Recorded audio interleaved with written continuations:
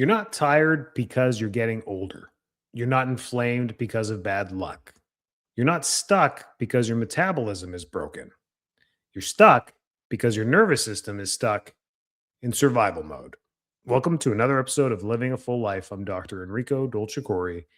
And this week, we're diving deeper into nervous system regulation. I think it's a very broad topic. So, when we talk about nervous system and regulation, and what it all means. We dive into it a little bit, but we're just scratching the surface.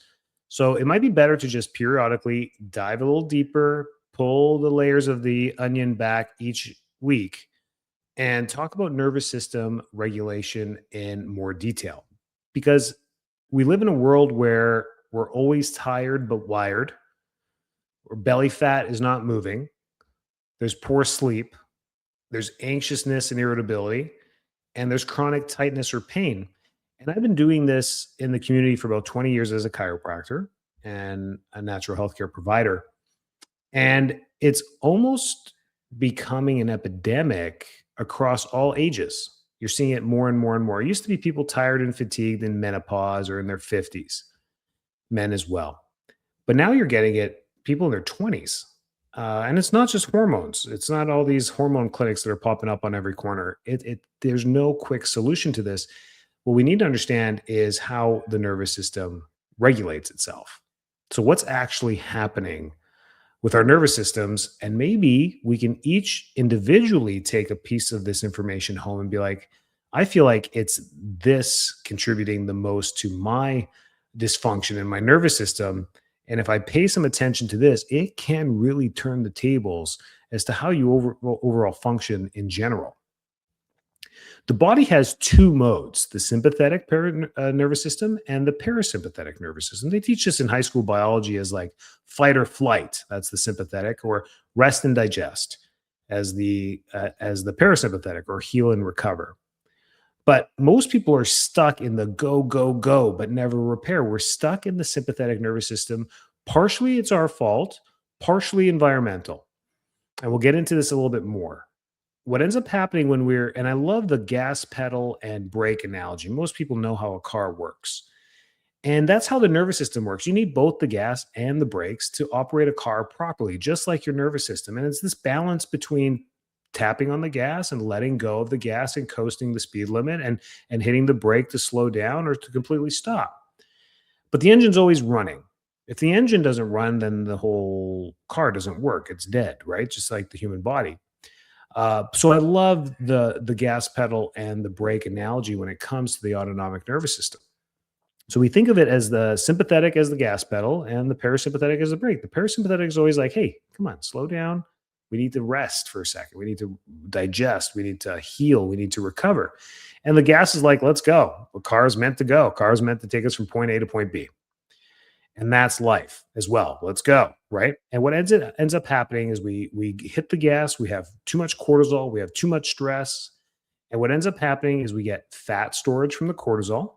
We try and reserve fuel because we're like, hey, listen, this Ferrari just keeps hitting the gas. We don't know what to do. And we need gasoline to keep this thing going. So we're just going to keep reserves of energy stored on the car. So that way we never run out. It's a smart survival technique.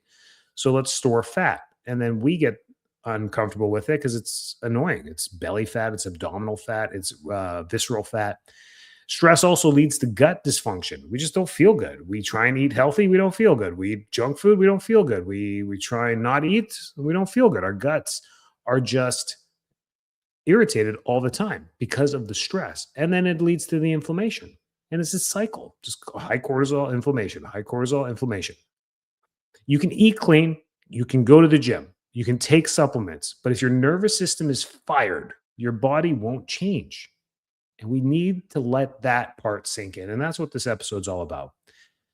Your body will not change unless you make changes. There's so much you can do in the environment. We talked about sleep regulation, your home, filtration, thoughts, toxins, pollutants, carpet, air filters, purifiers, your windows, morning light, circadian rhythm. I've got podcasts on everything.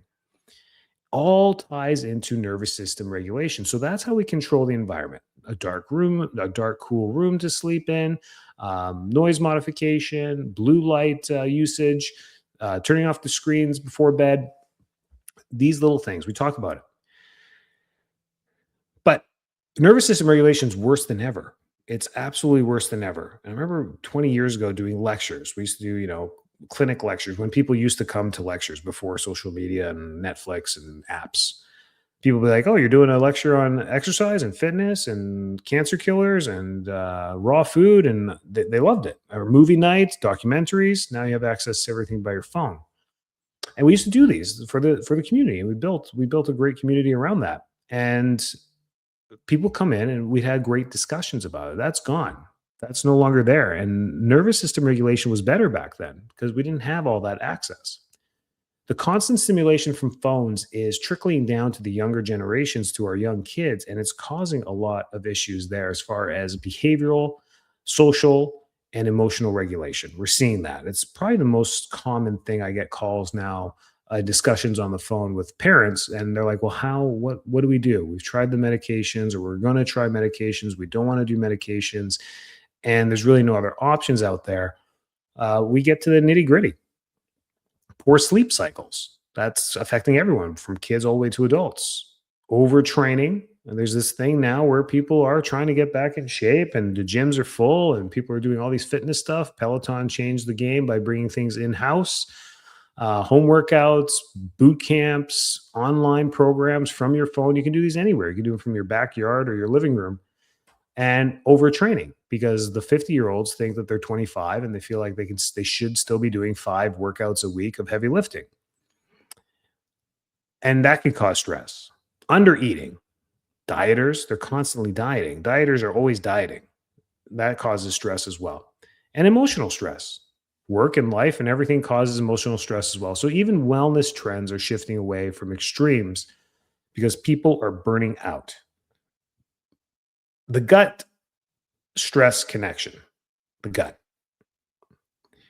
Gut health is exploding in awareness right now because everyone is hearing all the functional doctors talk about this. Stress literally changes gut bacteria and digestion. The gut bacteria are a balance of good and bad guys. We have E. coli in there, we have salmonella, we have all the bacteria that are in there, but then we have the good guys too. We got flora in there, Helicobacter, Lactobacter. We have all these bacteria and viruses in there that help us digest our food as well. So poor gut equals inflammation, mood issues, and weight gain because of this dysbiosis. You can't fix your gut if you don't fix your stress. We go through all these gut protocols. We go through all these supplements that you can take, diets, anti-inflammation diets, reducing the stress, reducing the inflammation. But if there's a chronic stress that's going on, you can't fix your gut unless you do that. So how to actually fix it? This is where you win. You got to control the inputs, reduce constant stimulation, and set boundaries to the news, to the media, to social, to Instagram, to all those things. Setting those boundaries and limiting your exposure to that, because that's where the constant cycle of stress comes from. Regulate daily. You have to walk every day, especially after meals. Huge. This is huge for blood sugar regulation. Incorporate walking. I love the 10,000 step thing that's now socially acceptable. We have this goal that everyone knows about, 10,000 steps. It's really great. Before these trackers, we used to call it go out for a walk or a 5K. 5K was the goal every day. And if you add out for the average person, 5K is about 10,000 steps, 3 miles. So you do that each and every day. That's how much we should be walking. Breath work, working on breath. We have 3 podcasts on breath work. Type in the search bar breathing, and you'll see 3 great podcasts that we've done in the past on that. And sunlight early in the day without your sunglasses on. So this means the sunrise. That ultraviolet light that's coming in at that time stimulates the entire hormonal cascade and your cortisol levels as well. It kind of starts to diminish them at the right time during the day, getting you cyclical for that 24-hour pattern.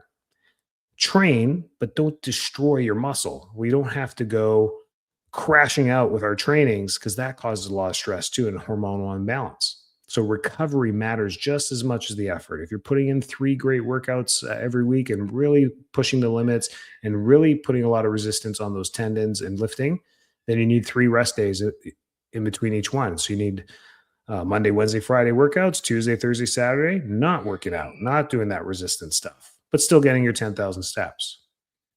And sleep is a non-negotiable. If sleep's an issue for you, you can't sleep, you can't get to sleep, you can't stay asleep.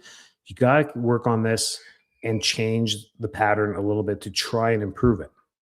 Change beds, change bedrooms, move around, sleep in different places, sleep on different mattresses, sleep on the couch. We have to change it because you have to get improved sleep. And the nervous system interference directly correlates to nervous system regulation. So if we have too much interference in our nervous system, that does it as well. And that's why chiropractic has always been at the forefront of nervous system regulation. And we lead the charge on this with all the research, with what adjustments do, with what poor posture does, with what improved posture can do for your nervous system, which removing misalignments, removing interference along the nerve roots, and what this can do for your overall nervous system. That is a great tool to add for overall health and wellness of our nervous systems as well. Adjustments help restore communication and balance. They always have, they always will. Most people are chasing hacks, and that's what this podcast is all about, to filter the blur and make it more clear for you in simple podcasts with just facts that you can take home and be like, okay, I got some sourceful information. I'll take it home and I'll work on it, because these things will only help you and not hurt you. So the hacks are dangerous because there is no hacking. There's no shortcuts to any of this. Improving your sleep, there's no shortcut to that. I don't know what drugs or alcohol are out there that might knock you out, but you can't do that every single night to get a good night's sleep. So what we really need to do is slow down, regulate, and fix the basics.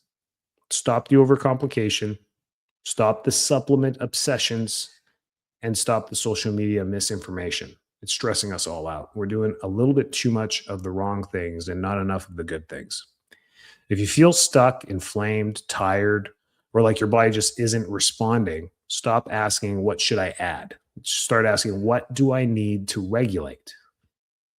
So, 1, get your nervous system checked. If you're not getting it checked at all, you need to get it checked. How do you know if you're getting it checked? You're going to a chiropractor that actually takes some x-rays or does some thermal scans or does something to measure your nervous system. If they're not doing that, I really don't know how they're regulating your nervous system.